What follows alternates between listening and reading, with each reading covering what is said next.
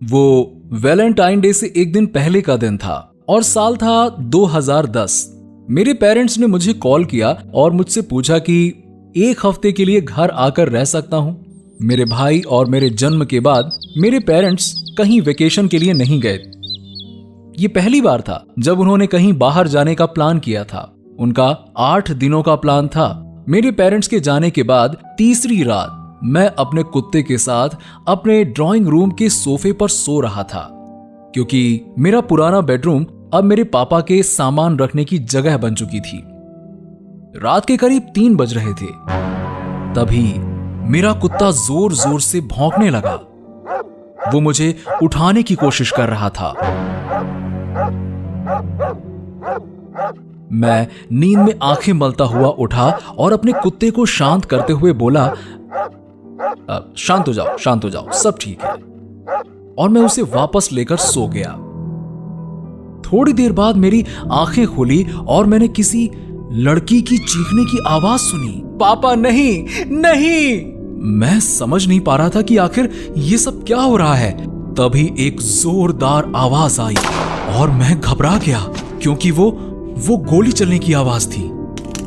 उसके कुछ सेकंड बाद ही मेरी आंखों में लकड़ी के छोटे छोटे टुकड़े गिरे। दूसरी बार फिर गोली चलने की आवाज आई और शायद मेरे पड़ोसी ने अपनी बेटी को जान से मार दिया था। लकड़ी के टुकड़े मेरे चेहरे पर, मेरे हाथ पैर पर गिर रहे थे। वो टुकड़े गोली चलने की वजह से गिर रहे थे, क्योंकि पहली बार की गोली मेरे लिविंग रूम और पड़ोसी के घर के बीच लकड़ी की दीवार में धंस गई थी, जिसकी वजह से लकड़ी के टुकड़े गिरने लगे थे। जहां वो गोली धंसी थी वो मेरे सोफे से कुछ ही मीटर की दूरी पर था। मैं सोफे से उठा और मैंने अपने कुत्ते को देखा कि वो ठीक है या फिर नहीं, क्योंकि गोली वहीं दीवार में धंसी थी जहां मेरा कुत्ता था। मैं सोच रहा था कि क्या करूं। मैंने फिर कुछ सोचा और अपना फोन उठाया और 199 पर कॉल करके पुलिस को बुला लिया। उसके बाद मैंने अपने सारे दरवाजे और खिड़की लॉक कर लिए।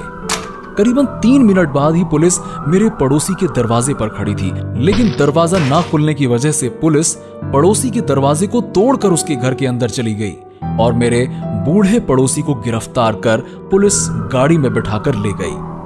पड़ोसी के चले जाने के बाद मैंने देखा कुछ पुलिस वाले मेरे गेट के बाहर खड़े थे और मैं गेट के बाहर निकला और पुलिस वालों को सारी बात बताई, जो भी मैंने सुनी थी और जो भी वहां कुछ हुआ था।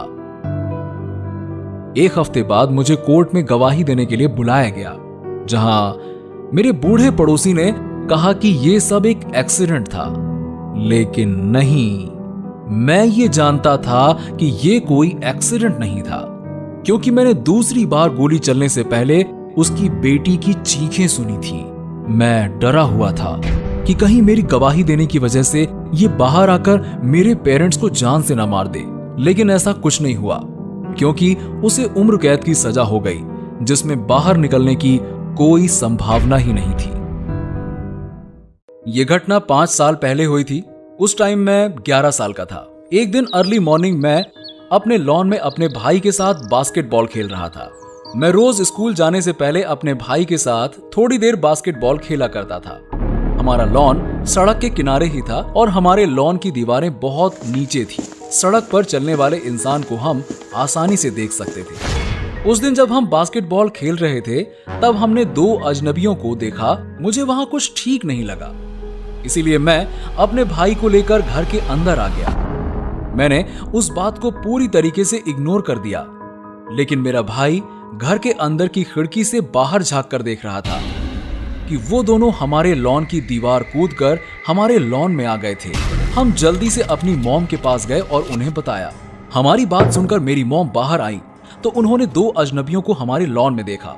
मेरी मॉम गुस्सा हुई।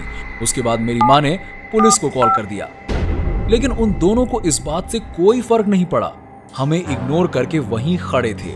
उसके बाद उनमें से एक आदमी चलता हुआ हमारे लॉन के शेड में आ गया और वहां से घास काटने वाली मशीन उठाकर बाहर ले आया। मेरी छोटी बहन ने मोबाइल से उसकी वीडियो बनानी शुरू कर दी। हमें कुछ समझ नहीं आ रहा था कि वो क्या कर रहा है। मेरी मॉम अभी भी पुलिस को कॉल मिला रही थी और वो आदमी अभी भी कुछ नहीं बोल रहा था। तभी उसका दूसरा साथी उसे मना करता हुआ बोला, चलो यहां से चलते हैं। लेकिन वो अभी भी चुपचाप खड़ा हुआ था और घास काटने वाली मशीन को लेकर बीच लॉन में आ गया। दो अजनबी हमारे लॉन में आते हैं, हमें इग्नोर करके हमारे शेड में जाकर हमारी घास काटने वाली मशीन लाते हैं और उसे ऑन कर देते हैं। मतलब क्या था इसका, कुछ समझ नहीं आया। तभी उस आदमी के चेहरे के एक्सप्रेशंस बदले और उसने घास काटने वाली मशीन को उल्टा कर दिया और उसके सामने खड़ा होकर उसे देखने लगा। उसकी इस हरकत से हमारा कंफ्यूजन डर में बदल चुका था। हम समझ नहीं पा रहे थे कि अब आगे क्या होगा। अचानक वो जमीन पर बैठ गया और अपने सर को घास काटने वाली मशीन में डाल दिया और उसकी गर्दन कट गई और वो वहीं मर गया। मेरी मां डर से चीख पड़ी, उसका फोन नीचे गिर गया। मुझे यकीन नहीं हो रहा था कि अभी अभी मैंने क्या देखा। उस वक्त मैं सिर्फ 11 साल का था, लेकिन अपने दोनों छोटे भाई बहनों से ज्यादा स्ट्रांग था। तब तक वहां पुलिस आ गई और हमसे पूछने लगी कि आखिर हुआ क्या है यहाँ पर। यह सारी घटना हमारी आंखों के सामने हुई। मेरी माँ ने उन्हें वो वीडियो दिखाई जो मेरी बहन ने रिकॉर्ड किया था और पुलिस वाले सारी बात समझ गए। मुझे उस दूसरे आदमी के लिए बुरा लग रहा था जिसे पुलिस ले जा रही थी। जब ये सब हादसा हुआ तब वो अपने साथी के लिए जोर जोर से चीख रहा था, उसकी मदद करने के लिए कह रहा था, लेकिन तब तक देर हो चुकी थी। मैं उस दिन स्कूल नहीं जा पाया और ना ही सो पाया। मैं यही उम्मीद करता हूं कि मुझे दोबारा कभी ऐसी कोई चीज ना दिखे। लेकिन सबसे हैरानी की बात तो यह थी कि हमारी जो घास काटने की मशीन कभी जल्दी ऑन नहीं होती थी, वो उस आदमी के एक बार ऑन करने से कैसे ऑन हो गई। मुझे वहां कुछ ठीक नहीं लगा। सब कुछ अजीब था उस दिन। उस वक्त मैं 6th ग्रेड में थी और मुझे वो दिन अच्छे से याद है। जोरों की बिजली चमक रही थी और बारिश हो रही थी।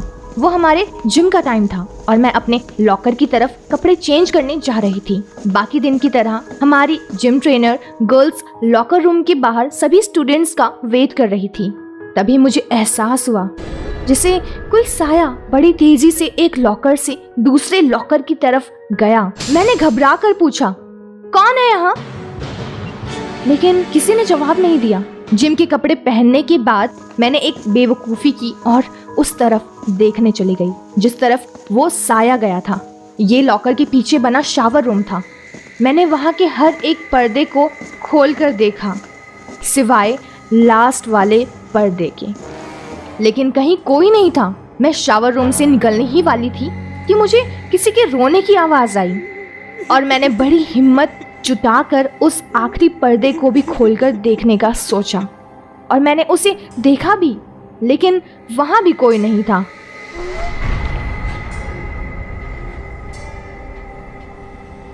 लेकिन वहां कुछ अजीब था क्योंकि उस पर्दे को खोलते ही मुझे बहुत जोरों से ठंड लगने लगी। तभी मुझे 2-3 लड़कियों के आने की आवाज सुनाई दी। मैंने उन लड़कियों से पूछा कि क्या उन्होंने यहाँ किसी को देखा है। उन्होंने साफ मना कर दिया। अजीब बात तो ये थी कि किसी ने कुछ नहीं देखा। सारे स्टूडेंट्स के आने के बाद हमारे जिम टीचर ने एक स्टूडेंट से जिम का दरवाज़ा खोलने के लिए कहा। हम सभी उस लड़की का इंतज़ार कर रहे थे, लेकिन तभी हमें बहुत ज़ोरों की चीख सुनाई दी और वो लड़की भागती हुई लॉकर रूम में आई। वो बहुत रो रही थी। उसके इस बिहेवियर से हम सब हैरान थे और फिर उसने हमें बताया कि उसने एक बच्चे को देखा जो कि खून से सना हुआ था। उसके बाद मैं जिम रूम में देखने के लिए गई। जिम रूम की चाबी नीचे गिरी हुई थी। मैंने वहाँ की लाइट्स ऑन करने की कोशिश की, लेकिन वो हुई नहीं। मौसम खराब होने की वजह से उस ब्लॉक के लाइट्स में कुछ प्रॉब्लम आ गई थी। मैं कुछ देख नहीं पा रही थी। मैंने जैसे ही अपने कदम जिम के अंदर रखे, मुझे कुछ सुनने में आया, एक बच्चे की रोने की आवाज़, और ये आवाज़ जिम के स्टेज से आ रही थी। मैं डर से जहाँ खड़ी थी वहीं जम गई। लेकिन मैंने चेक करने का सोचा और स्टेज के करीब बढ़ने लगी और अचानक रोने की आवाज बंद हो गई और मैंने हड्डियों के टूटने की आवाज सुनी। उसके तुरंत बाद मैंने एक औरत की रोने की आवाज सुनी और तभी जिम की लाइट्स ऑन हो गई। उन्होंने मुझसे पूछा क्या मैं ठीक हूँ। मैंने उन्हें बताया मैंने यहाँ कुछ सुना लेकिन कुछ देख नहीं पाई। मेरी ट्रेनर ने कहा मैं जानती हूँ तुम किसके बारे में बात कर रही हो और तुम लकी हो कि तुमने सिर्फ सुना, कुछ देखा नहीं। उन्होंने मुझे बताया एक रात जब वो देर तक काम कर रही थी, उन्होंने एक बॉडी को जिम से लगे स्विमिंग पूल में तैरते देखा। उन्हें लगा शायद कोई स्टूडेंट है और वो उसकी हेल्प करने के लिए पूल में कूद गई। लेकिन जैसे ही टीचर पूल में कूदी, पूल बिल्कुल खाली था, वहाँ कोई नहीं था। उसके बाद उन्होंने मुझे बताया यहाँ एक लड़की का भूत घूमता है। वो लड़की प्रेग्नेंट थी और उसने शावर रूम के लास्ट वाले सेक्शन में अपने बच्चे को जन्म दिया था। उसे बच्चा नहीं चाहिए था, इसलिए उसने अपने बच्चे की गर्दन तोड़ डाली और खुद भी स्विमिंग पूल में कूदकर मर गई। मैं डर से जहाँ खड़ी थी वहीं जम गई। मैंने जब पूरी कहानी सुनी मुझे बहुत दुख हुआ। उसके बाद मैंने कभी कुछ नहीं देखा या सुना, लेकिन मैं अब भी सोचती हूँ कि वो साया क्या था जो मैंने लॉकर रूम में देखा था। और उससे भी ज़्यादा मुझे ये बात डराती है जब मैंने उस बच्चे के रोने की आवाज़ सुनी थी और फिर हड्डियों के टूटने की आवाज़ सुनी थी। अजीब बात तो ये थी कि किसी ने कुछ नहीं देखा। उस दिन अगर मेरी ट्रेनर नहीं होती तो शायद मैंने उसे देखा भी होता। मेरा नाम डैनी है। ये घटना मेरे साथ 3 साल पहले घटी थी। उस वक्त मैंने पढ़ाई खत्म करके नया काम शुरू किया था। एक दिन मैं किसी के घर उनका पाइपलाइन फिक्स करने गया हुआ था। वो एक मैरिड कपल थे जिनकी एक बेटी थी। उनकी बेटी का नाम मैरिंडा था और वो 22 साल की थी। वो मुझसे 6 महीने बड़ी थी। जब मैं अपना काम कर रहा था तो मैरिंडा वहीं खड़ी मुझसे बातें कर रही थी। उसने मुझसे पूछा कि क्या मैं सिंगल हूँ। हमने एक दूसरे से नंबर चेंज किया। उसके बाद हमने एक दूसरे को डेट करना शुरू किया। कुछ दिनों में ही मैरिंडा मेरे साथ रहने आ गई। 3 महीने बाद उसका नेचर धीरे धीरे बदलने लगा।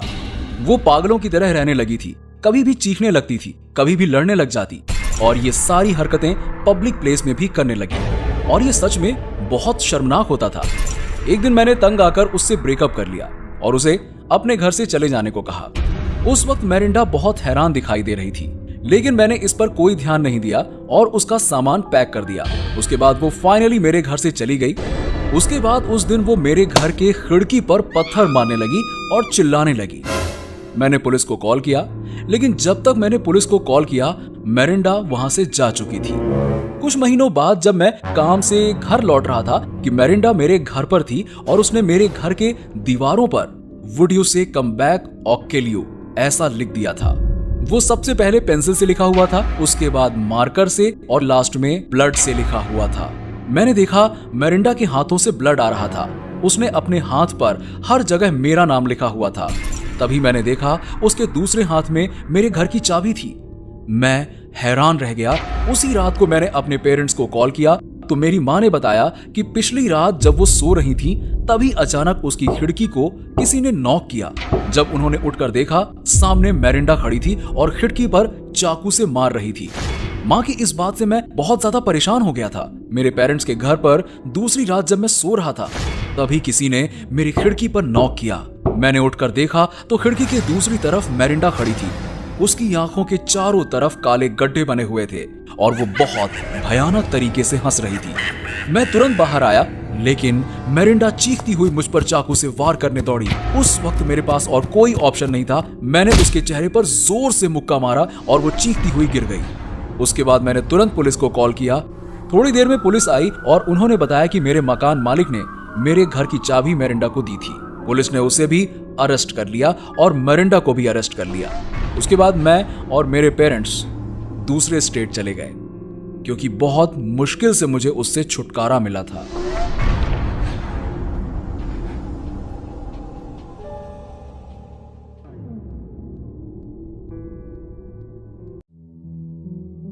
मेरा नाम पास्को है और मैं 22 साल का हूं।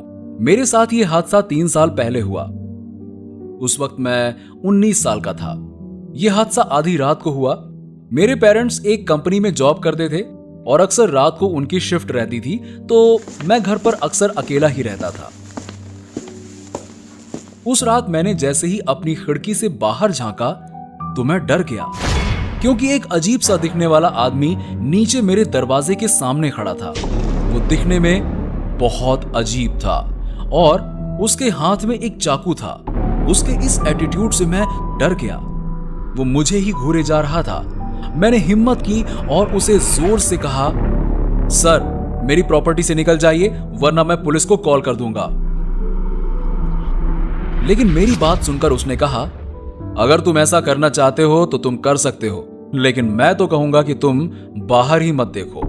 उसके इस एटीट्यूड से मैं तुरंत पीछे मुड़ा और मैंने पुलिस को कॉल कर दिया। उसके बाद मैंने जैसे ही खिड़की से बाहर देखा, वो आदमी वहां नहीं था। अगले ही पल मैंने किसी के कदमों की आहट सुनी। अचानक मुझे याद आया कि मैं अपने घर के नीचे का दरवाजा बंद करना भूल गया था। मैं इतना ज्यादा डर गया था कि मुझे लग रहा था कि मैं अब नहीं बच पाऊंगा। लेकिन मैंने हिम्मत दिखाई और अपना बैट उठाया और दरवाजे के बाहर आया। मैंने अपनी रेलिंग से नीचे देखा तो वो मुझे नीचे ही खड़ा दिख गया। वो अभी भी वहां बिना हिले डुले खड़ा था। अचानक वो बोला, मैंने तुमसे कहा था बाहर मत देखना। तभी हमने पुलिस के सायरन की आवाज सुनी, लेकिन उसके बाद भी वो वहीं खड़ा रहा। उसे जरा सा भी डर नहीं लगा और तभी वो सीढ़ियों से चढ़ता हुआ ऊपर मेरे पास आ गया। मैं अपने बैट से उस पर अटैक करना चाहता था, लेकिन डर से मेरे हाथ ही नहीं हिल रहे थे। तभी पुलिस दरवाजा तोड़कर अंदर आई और पुलिस उस आदमी को पकड़कर उससे चाकू छीनने लगी। लेकिन वो आदमी इतना ताकतवर था कि उसने दोनों पुलिस वालों को नीचे गिरा दिया और जोर से चीखा। पुलिस वाले उसे शूट करने की कोशिश कर रहे थे और उसने दोनों पुलिस वालों पर अटैक कर दिया। मैं इतना डर गया था कि मैंने तुरंत अपने आप को एक कमरे के अंदर बंद कर लिया। लेकिन उसने दरवाजे को किक किया और दरवाजा टूट गया। वो जैसे ही मेरे सामने आकर खड़ा हुआ, लेकिन इससे पहले वो मुझ पर अटैक करता, पुलिस वालों ने उसके पैर में गोली मार दी। वो दर्द से चीखता हुआ वहीं बैठ गया, लेकिन उसके बाद भी वो रुका नहीं। दौड़ता हुआ कांच की खिड़की को तोड़कर बाहर भाग गया। पुलिस वालों ने बहुत कोशिश की, लेकिन उसे अरेस्ट नहीं कर सके। उसके बाद मैंने उस आदमी को कभी नहीं देखा। उस दिन तो मैंने किसी तरह सरवाइव कर लिया, लेकिन फिर भी मुझे डर लगता था कि कहीं वो वापस आ गया तो क्या होगा। उसके बाद से मैं हमेशा अपने सारे खिड़की और दरवाजे लॉक करके रहने लगा। कुछ साल पहले मैं और मेरी फैमिली छुट्टियों में मदिरा गए थे। मदिरा मेरे पेरेंट्स का बर्थ प्लेस था और हम हर साल वहाँ जाया करते थे, क्योंकि मेरे दादा दादी वहाँ रहा करते थे। उस रात आराम करने के बाद अगले दिन हम फेस्टिवल देखने गए। अगर आपको मदिरा के बारे में ज़्यादा कुछ नहीं पता तो ये वीडियो आपको अच्छे से मदद करेगा।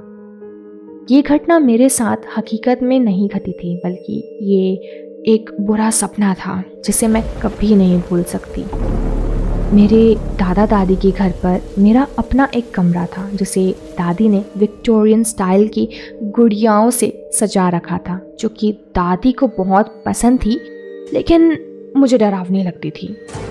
उस रात जब मैं सो गई तो मुझे एक डरावना सपना आया जिसे मैं कभी नहीं भूल सकती। मैं नींद से जागी और अपने बेड पर खड़ी हो गई। मुझे नीचे ज़मीन पर बहुत से काले कीड़े चलते देखे, जो कि मेरी तरफ पलटने की कोशिश कर रहे थे। मैं बहुत ज़ोर से चीखी और तभी मेरे कमरे का दरवाज़ा खुला और मैंने देखा मेरा छोटा भाई मेरे कमरे में आया। उसके पीछे पर्पल ड्रेस में एक भयानक सी दिखने वाली औरत भी थी। मैंने उस औरत को पहले कभी नहीं देखा था।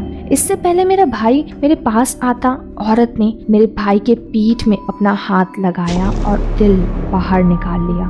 तभी वो औरत मेरे पास आई और बोली, तुम्हारे पेरेंट्स यहाँ नहीं है। तभी मेरी आंखें खुल गई और मैं अपने बेड से उठी और भागते हुए अपने छोटे भाई के कमरे में गई, लेकिन अंधेरे की वजह से मैं कुछ देख नहीं पाई, क्योंकि उस औरत ने जो कहा था उससे मैं बहुत डरी हुई थी। उसके बाद मैं सीढ़ियों से उतरती हुई नीचे अपने पेरेंट्स के कमरे में भागी और मैं बहुत रो भी रही थी। तभी मुझे मेरे बड़े भाई की आवाज़ सुनाई दी जो सीढ़ियों के ऊपर से आवाज़ लगा रहा था। मैं उसके गले से लगकर रोने लगी। उसके बाद मैंने उससे कहा कि मैंने एक बहुत बुरा सपना देखा है। उसी ने बताया कि मेरा छोटा भाई अपने रूम में आराम से सो रहा है। अगली सुबह मेरे भाई ने मेरे पेरेंट्स को मेरे कल रात के सपने के बारे में बताया। मेरे मॉम ने मुझसे पूछा तो मैंने उस औरत के बारे में बताया।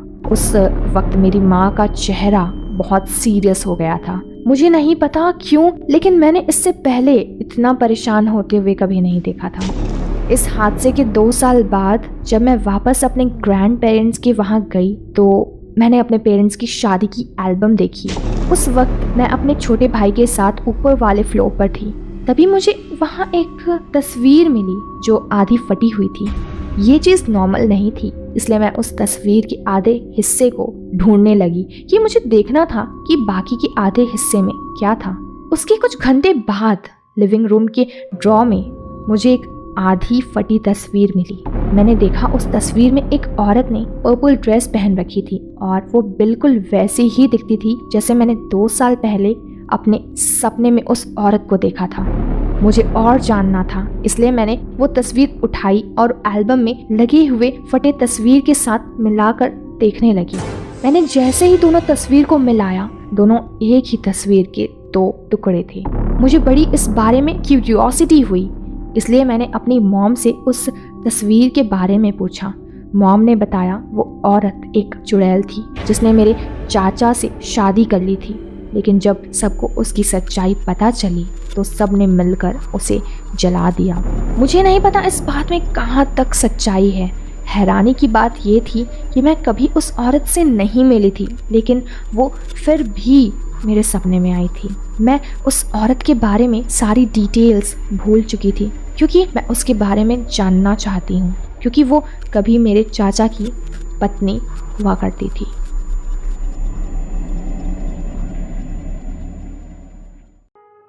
इस वक्त मैं 17 साल की हूँ और ये घटना तब की है जब मैं 13 साल की थी। मैं मेरे माँ के साथ अलग रहने लगी थी क्योंकि मेरे पेरेंट्स का डाइवोर्स हो गया था। मेरी माँ ने रेंट पर एक रूम ले लिया और रूम को शेयर करके रहने लगी। मेरा बड़ा भाई भी था जो मेरे पापा के साथ रहता था। एक रात मैं करीब 9 बजे सो गई थी क्योंकि अगले दिन सुबह मेरा स्कूल था। मैं अपनी माँ के साथ एक ही बेड पर सोती थी। माँ दूसरी तरफ मुंह घुमाकर सोई हुई थी। नॉर्मली मुझे जल्दी नींद आ जाती थी और नींद आने के बाद भी बहुत बुरे और डरावने सपने आते थे जो कि नॉर्मल सपनों से अलग होते थे। लेकिन उस रात जो मैंने देखा वो सबसे ज्यादा भयानक था। मैंने देखा मैं एक कमरे में हूँ और वहाँ एक अजीब सा दिखने वाला आदमी भी है। मैं उससे बात करना चाहती थी तो मेरे गले से आवाज नहीं निकली। मेरे पास और कोई ऑप्शन नहीं था, इसलिए मैं उसके तरफ बढ़ी और तभी अचानक वो जमीन पर गिर पड़ा और अपने हाथों से चेस्ट को दबा रखा था। उसकी आंखें बड़ी हो गई थी और वो अपने मुंह को खोलकर जोर जोर से सांस ले रहा था, जैसे उसे सांस लेने में तकलीफ हो रही हो। उसकी पूरी बॉडी छटपटा रही थी। मैं उसके ज़्यादा करीब नहीं जा पा रही थी क्योंकि मैं काफ़ी डर गई थी। तभी मैंने देखा उसके चेहरे और उसके आँखों का रंग बदल रहा है और वो मुझे देख रहा था। उस रात मैं डर गई थी और मेरी धड़कन नॉर्मल से ज़्यादा फास्ट हो गई थी। मुझे लग रहा था जैसे डर के मारे मेरा दिल कभी भी बाहर आ जाएगा। वो आदमी अब भी मुझे ही देख रहा था और जल्द ही उसकी आँखों की पुतली गायब हो गई। वो पल जिंदगी का सबसे डरावना पल था। तभी मैं चीखती हुई उठ बैठी। जब मैंने आंखें खोली तो मैंने देखा मेरी माँ मुझे उठा रही थी और मुझे देखकर परेशान हो रही थी। उस वक्त मैं डर के मारे कांप रही थी। फिर मुझे लगा ये बस एक सपना है और अब सब ठीक है। तभी मैंने देखा मेरी माँ किसी से कॉल पर बात कर रही थी। वो कॉल मेरे बड़े भाई का था। मेरे भाई ने बताया कि कल रात मेरे डैड को हार्ट अटैक हुआ है और वो चल बसे। मैं भागती हुई माँ के पास गई और उन्हें अपने सपने के बारे में बताया। मेरी बात सुनकर माँ हैरान रह गई हमने एक दूसरे को संभाला और डैड को याद करते रहे। उस दिन मैं बस अपने डैड के आत्मा की शांति के लिए प्रार्थना ही करती रही।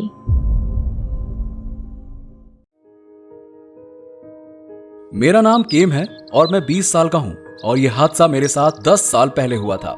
मैं और मेरा बेस्ट फ्रेंड एरिक, एक दिन मेरे पेरेंट्स को एक रात के लिए बाहर जाना था, लेकिन मैंने उनके साथ जाने से मना कर दिया क्योंकि मैं उस रात अपने दोस्त के घर पर रुकना चाहता था। उस रात हमने बहुत पिज्जा खाया, गेम्स खेले, मूवीज देखी। इसी तरह हमने सारी रात बिताने का सोचा। मुझे पूरा याद नहीं, लेकिन रात काफी बीत चुकी थी। शायद रात के 1 बज रहे थे। मैं उस वक्त कोई वीडियो गेम खेल रहा था और एरिक विंडो के सामने खड़ा पिज्जा खा रहा था। तभी एरिक ने मुझसे पूछा, तुम्हारे पेरेंट्स सारी रात के लिए बाहर गए हैं क्या? मैंने कहा हाँ। मेरी बात सुनकर एरिक ने कहा, तुम्हारे घर में कोई है? उसकी बात सुनकर मैं जल्दी से खिड़की के पास गया और अपने घर की तरफ देखा। मेरे घर की लाइट्स ऑन थी और घर में कोई था। मैं उस वक्त बहुत हैरान था क्योंकि मेरे पेरेंट्स सारी रात के लिए बाहर गए थे और कोई मेहमान भी नहीं आने वाला था। फिर ये कौन था जो मेरे घर में है? अब हमारे पास 2 रास्ते थे, या तो हम एरिक के पेरेंट्स को जगाते या पुलिस को कॉल करते। लेकिन हमने दोनों में से कुछ नहीं किया और हमने खुद इन्वेस्टिगेशन करने का सोचा। मैं उस वक्त बहुत हैरान था। हमने टॉर्च लिया और एरिक के घर के पिछले दरवाजे से बाहर निकलकर मेरे घर के पास पहुंच गए। हम सोच ही रहे थे कि हम घर में कैसे जाएं, लेकिन हमें ज्यादा सोचने की जरूरत नहीं पड़ी क्योंकि मेरे घर का दरवाजा पहले से ही खुला हुआ था। हम जैसे ही घर के अंदर गए, हमने देखा सीढ़ियों पर बहुत सारे पैरों के निशान थे। मुझे नहीं पता था अंदर कौन है, लेकिन हमने उन निशानों के पीछे जाने का फैसला किया और आगे बढ़ गए। अभी हम सीढ़ियों पर चढ़ ही रहे थे कि घर में जल रही लाइट्स बंद हो गईं। मैंने एरिक से कहा, हमें वापस चलकर किसी को साथ लाना चाहिए, लेकिन एरिक सीढ़ियों पर चढ़ता रहा। मैं उसके पीछे जाने के बदले वहीं खड़ा रहा। एरिक, चलो यहां से। लेकिन एरिक मुझे इग्नोर कर ऊपर चला गया। अब मेरे पास कोई और रास्ता नहीं था, इसलिए मैं भी हिम्मत करके आगे बढ़ा और अपने रूम में जाकर उसे ढूंढने लगा। रूम में जाते ही बड़ी गंदी बदबू मेरे नाक में समाई और दोबारा एरिक को आवाज लगाई और उसने इस बार भी जवाब नहीं दिया। तभी मुझे किसी के सिसकने की आवाज सुनाई दी। मैंने अपने टॉर्च की रोशनी अपने पूरे कमरे में डालनी शुरू कर दी तो मैंने वहां एक जूता देखा। मैंने रोशनी कुछ आगे डाली तो मैंने देखा कि एक हाथ ने एरिक के मुंह को बंद कर रखा था। मैं बहुत ज्यादा डर गया और किसी तरह टॉर्च की रोशनी आगे डाली और जो भी मैंने देखा वो मेरी जिंदगी का सबसे भयानक चीज था। वो एक आदमी था जिसकी शक्ल बहुत डरावनी थी। उसके बाल काले और बहुत लंबे और चिपचिपे थे। उसकी आंखें बिल्कुल सफेद थी और वो उस वक्त लगातार मुझे ही घूर रहा था। मैं डर के मारे चीख पड़ा और वहां से भागा। मेरे भागते ही वो आदमी भी मेरे पीछे दौड़ा। वो सीढ़ियों से नीचे तक मेरा पीछा करता रहा, लेकिन मैं किसी तरह दरवाजे से बाहर निकल गया। मैंने देखा वहां पुलिस खड़ी थी। शायद किसी ने मेरे बंद घर में फ्लैश लाइट की रोशनी देखकर पुलिस को बुला दिया था। पुलिस को देखते ही वो आदमी भाग गया और जब वो भाग रहा था उसके पॉकेट से कुछ चीजें नीचे गिरी, जिसमें कई स्क्रू ड्राइवर्स, ब्लेड और भी कई चीजें थी। मैं बहुत ज्यादा डर गया। वो आदमी ज्यादा दूर भाग नहीं सका और पकड़ा गया। मेरा दोस्त एरिक भी आजाद हो चुका था और अब वो बहुत ज्यादा डरा हुआ था। वो मेरी जिंदगी का सबसे भयानक चीज था। वो एक आदमी था जिसकी शक्ल बहुत डरावनी थी। मैं और एरिक अब भी फ्रेंड्स हैं और हमें अब भी वो हादसा और उस आदमी की वो भयानक शक्ल अच्छे से याद है। ये उस वक्त की बात है जब मैं अपने जूनियर हाई स्कूल में थी। मैंने अपने स्कूल के फंक्शन में ब्यूटी कॉन्टेस्ट में पार्ट लेने का सोचा, लेकिन फिर मुझे लगा ये कॉमन है, इसलिए मुझे कुछ अलग करना चाहिए। इसलिए मैंने अपने 2 दोस्तों के साथ मिलकर डांस करने का सोचा। मैं और मेरे दोस्तों ने जल्द से जल्द रिहर्सल स्टार्ट करने का प्लान कर लिया। हमें रिहर्सल के लिए एक जगह चाहिए थी और मेरे घर के बगल में खाली घर था, इसलिए मैंने उस घर के केयरटेकर से पूछा कि क्या मैं उनके घर का एक कमरा डांस रिहर्सल के लिए इस्तेमाल कर सकती हूँ। उन्होंने हमें रिहर्सल के लिए इजाज़त दे दी। और कहा कि यहाँ इलेक्ट्रिसिटी की प्रॉब्लम है। वो घर बहुत बड़ा था, वो 3 मंजिलों का घर इतना बड़ा था, लेकिन अब भी ये घर पूरी तरह से नहीं बना था। स्कूल के बाद हम सारे वहाँ रिहर्सल के लिए पहुंचे। उस वक्त शाम की करीब 4 बज रहे थे। घर के अंदर जाकर लैपटॉप से म्यूजिक बजाया और हम डांस के लिए प्रैक्टिस करने लगे। कुछ वक्त बाद जब हमें लगा कि हम ये स्टेप्स याद रख रहे हैं, तो मैंने अपने लैपटॉप के कैमरे को ऑन कर दिया ताकि हम अपने डांस को रिकॉर्ड कर सकें। हम वहाँ बहुत मजे कर रहे थे, हम डांस कर रहे थे, साथ में बहुत सारे पिक्चर्स भी ले रहे थे। हमने प्रैक्टिस से ब्रेक लिया तो हमने अपने रिकॉर्ड किए हुए वीडियो को चलाकर देखने का सोचा। मैंने जैसे ही वीडियो चलाया हम डर गए, क्योंकि हमारे वीडियो में किसी औरत की चीखने की आवाज़ थी। मैंने जल्दी से अगला वीडियो प्ले किया और उन सभी वीडियो में उस औरत की चीखने की आवाज़ थी। जब हम वीडियोस देख रहे थे तब तक बाहर अंधेरा हो चुका था और हम डर के मारे वहीं बैठे थे। मैं बहुत ज़्यादा डर गई थी। मैंने तुरंत अपना लैपटॉप बंद किया। हमें बिल्कुल याद नहीं कि जब हम यहाँ आए थे और हमने डांस करना शुरू किया था, तब से लेकर अब तक कोई चीखा हो। मैंने अपने कांपते हाथों को लैपटॉप की तरफ बढ़ाया और उस वीडियो को दोबारा से चलाकर देखने लगी, लेकिन इस बार भी हमें सिर्फ उस औरत के चीखने की आवाज़ सुनाई दी और इस बार आवाज़ पहले से ज़्यादा तेज़ थी। मैंने ऐसी आवाज़ पहले कभी नहीं सुनी थी। मैंने तुरंत अपना लैपटॉप बंद किया और जल्दी से उस घर के बाहर भागी।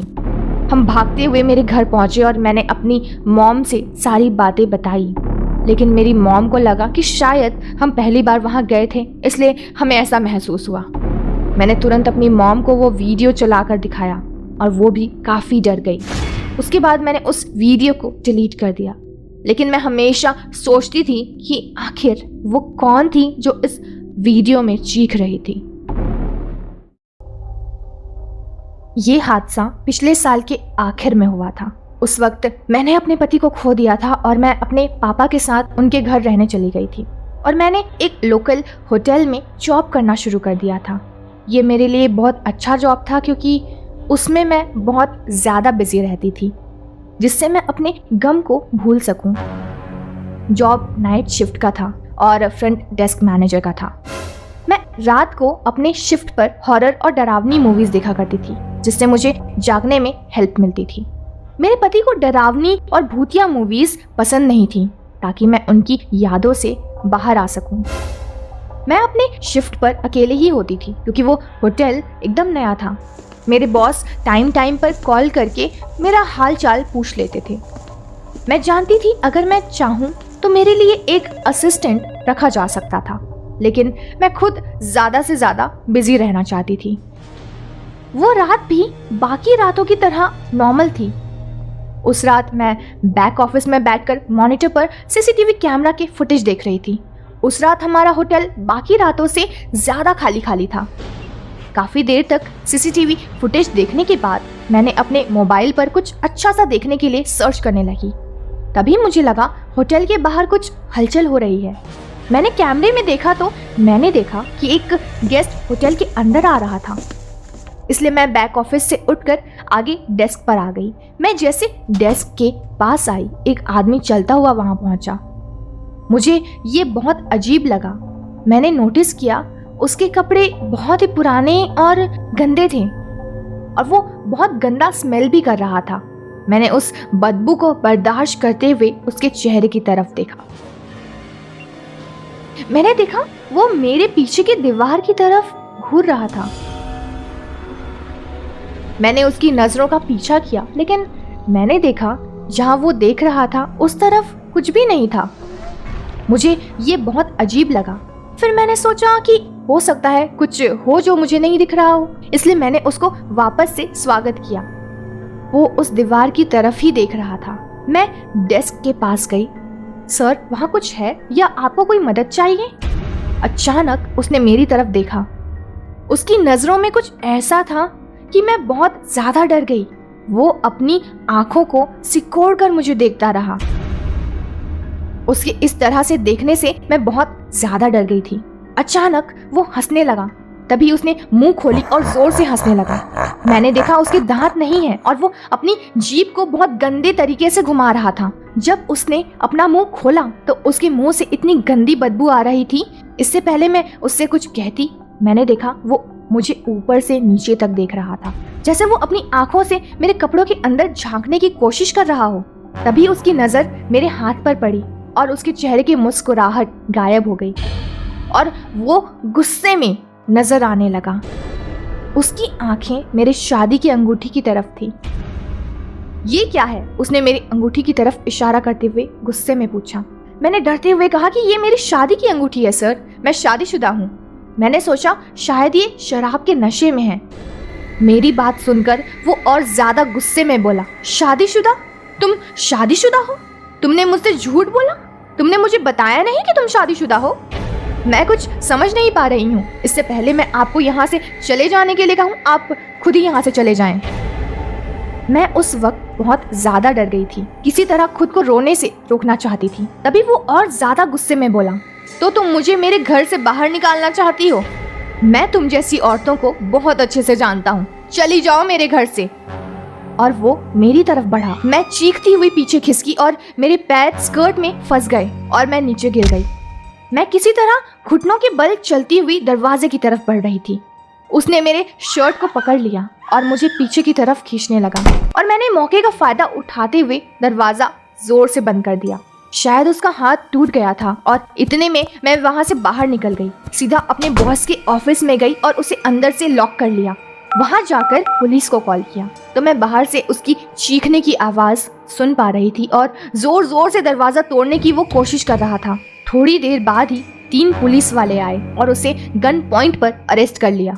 जब उसे गाड़ी में बिठाकर ले जा रहे थे और सब कुछ सही हो गया तो मुझे स्टेटमेंट के लिए बुलाया गया और तब तक मैंने अपने पापा को और अपने बॉस को बुला लिया था। जब मैं पुलिस स्टेशन से बाहर आने लगी तो मैंने पुलिस वाले को कहते हुए सुना कि वो आदमी यहाँ का सबसे बड़ा वांटेड था और वो दिमागी रूप से बीमार भी था। उसने कई सारी लड़कियों का पीछा किया था और उन्हें मार डाला था क्योंकि लड़कियां उसे उसकी मरी हुई पत्नी की याद दिलाती थी। उसने अपनी पत्नी को भी मार डाला था और उसे मारने के बाद उसकी आंखें निकाल ली थी। उसने और लड़कियों के साथ भी ऐसा ही किया था। इस सच को सुनकर मुझे डर से पसीना आने लगा क्योंकि वो मेरे साथ भी ऐसा ही करने वाला था।